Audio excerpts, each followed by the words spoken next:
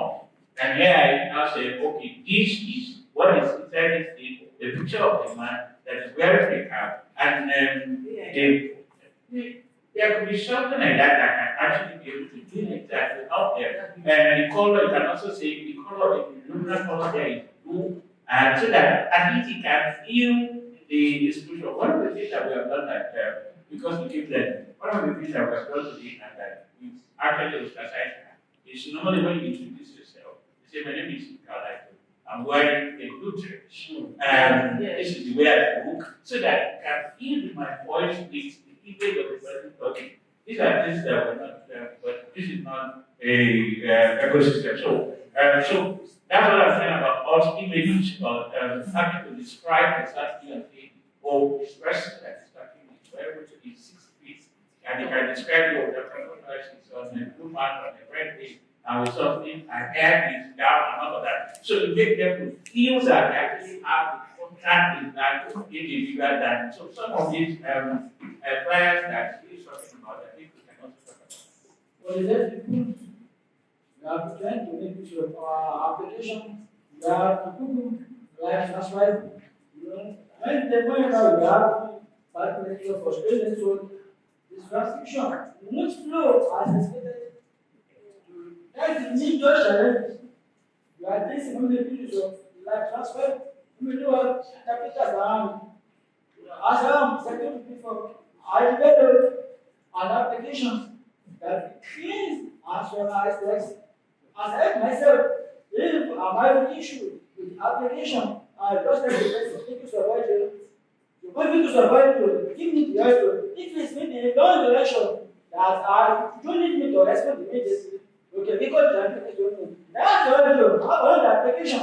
I just upload on that application. It's not giving me the text or whatever that's in the audio. And if it's making use of live transfer, when you are speaking and things continue to fluctuate, they don't worry God has told you. Don't forget, I think I'm speaking. So after the discussion, I'll copy the text. It's a hot text to my application. It will cleanse it. I give me someone. That someone will help me to respond to you quickly. But if I should read everything, what you have said, it should be taking time and it will strain the communication. So I will just copy everything to my application. If you give me someone of what you have said, I'll not able to respond. If you written, the person cannot talk, the person will put his eyes. So by writing, you speak. I write. That's what I said. So the main challenge is network. But then when the application is not what is perfect, what we are going to do is we should have a picture application.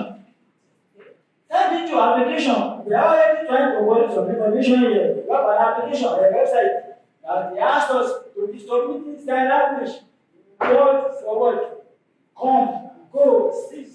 So now, when they finish the collection, they are going to build a digital website that we can open. So when you are talking, the avatar will give you transcription in voice. If you sign, the avatar will give you transcription in voice. And if you speak, the avatar will give you transcription in sign language. So now that's trying to collect information like sign language on that website. That's the number of 4 years now. You have to complete. So if you have more developers that can work with them or have more ideas or how to operate or optimize LLM that can make the website function properly, that will work for us. Some of these challenges we are already seeing, there are codes and standards. There's something we call web accessibility. If you stick to those things, there is likelihood that some of the challenges that we share would have avoided it, like the color contrast, all of that. So I don't know if we had a report that we published last year, and we couldn't get most of the developers to answer that question. I think, and the people that answered the question, they told us that they are aware of web accessibility standard, but they really don't use this. So if you are very conversant with this web accessibility standards, then very likely that most of the issues that we're going to be raising here, you would have addressed it. We can share some of those standards with you if you like. So thank you. Thank you. For now at the school, because the major work is resting on the parents, and there are no assistance coming forth from them. What we the individualized, personalized education is very, very important. So those 18 children, we only have 2 teachers. In fact, those 2 teachers, they are not professional or IDP. They are just special educators. That's a different problem. So I think we have teachers that specialize on IDP. This individualized, personalized education will, they will actually understand it. Another thing is moving them from their dormitory to the classroom. The location of that classroom, the dormitory, is like from here to the gate. And the compound is not bad. There are no ramps. So the caregiver has to park, carry, before they can move them to the classroom. In fact, we have to sort of where this, let those children know not attend classes. Let them just join the right children, do PE, and go back to those stuff. There are these from 5 days, just say this place is becoming too much. So if those pictures that that can be used to move them to their dormitory, pending the time, we have so many promises from everywhere that they are coming to build their, the one that will be suitable for them, the compound we have enough ones.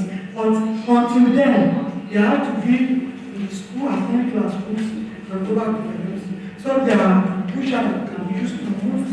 Then at the classroom too,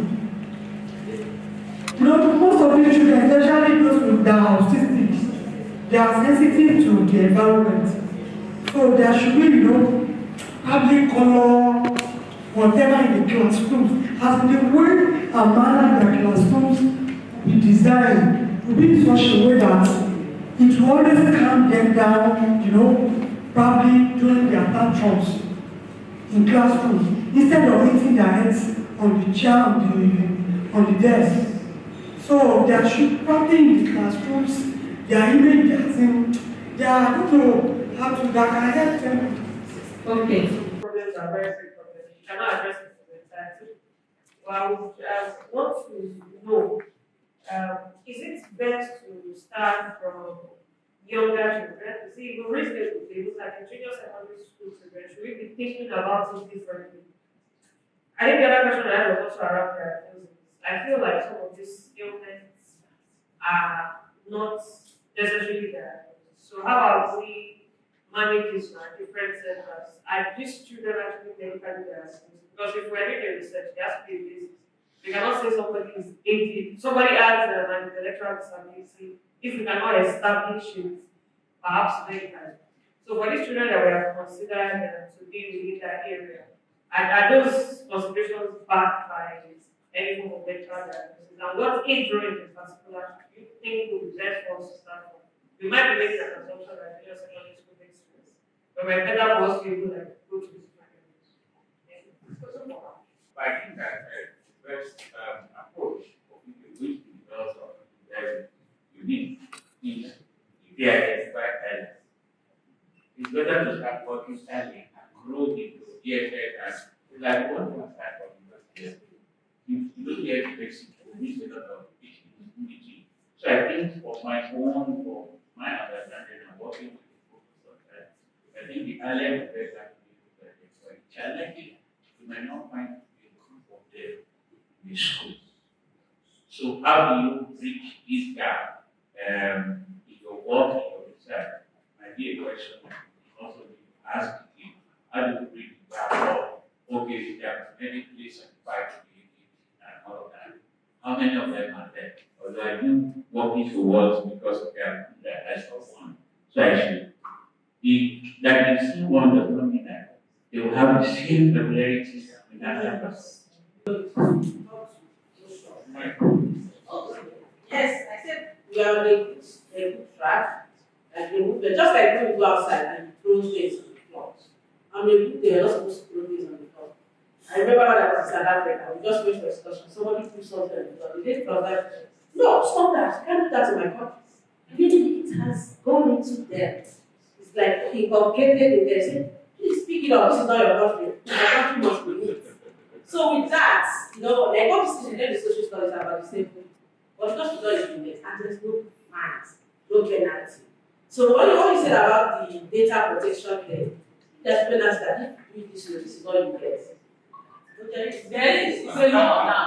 And that is a law. So that is so then another thing is that community awareness. I think the problem with policy, I'm sure you've talked to, is that policy, there's a lot of it's soft. It's softer than like law or legislation. But then policy can be a source of legislation.